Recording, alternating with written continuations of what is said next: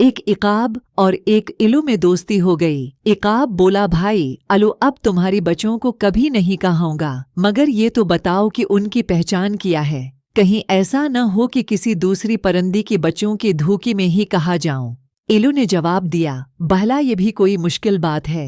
मेरी बच्ची सब परिंदों के बच्चों से ज्यादा खूबसूरत हैं। उनके चमकीले पर देख कर तुम एक ही नज़र में पहचान जाओगी। और इकाब ने इलू की बात काट कर कहा, बस मैं समझ गया। अब मैं कभी धोखा नहीं कहा सकता, मगर भाई हर बात को पहले ही पूछ लेना अच्छा है, फिर पछताने से कुछ नहीं हो सकता।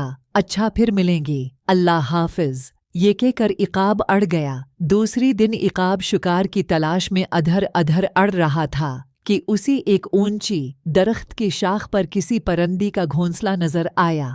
जारी है। घोंसले के अंदर 4-5 काली कलूटी बदशक्ल बच्ची मोटी और बहदी आवाज में चोंचों कर रही थी। इकाब ने सोचा, ये बच्ची मेरी दोस्त उलू की हरगिज़ नहीं हो सकती, क्योंकि न तो ये खूबसूरत हैं और न उनकी आवाज़ मीठी और सरीली है। ये सोचकर इकाब ने उन बच्चों को कहाना शुरू कर दिया।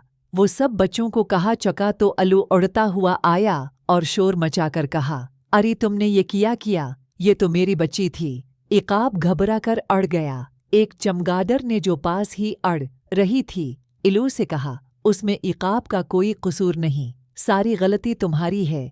जो कोई किसी को धोखा देकर अपनी असलियत छुपाने की कोशिश करता है, उसका यही अंजाम होता है। प्यारी बच्चों सब वालिदैन के लिए उनके बच्ची है सबसे खूबसूरत होती हैं, लेकिन अपनी बच्चों की वो खूबियां बयान करना जो उनकी हैं ही नहीं गलत बात है। आपने देखा कि उल्लू को उसकी की सज़ा कैसी मिली। अल्लाह हाफिज प्यारी बच्चों।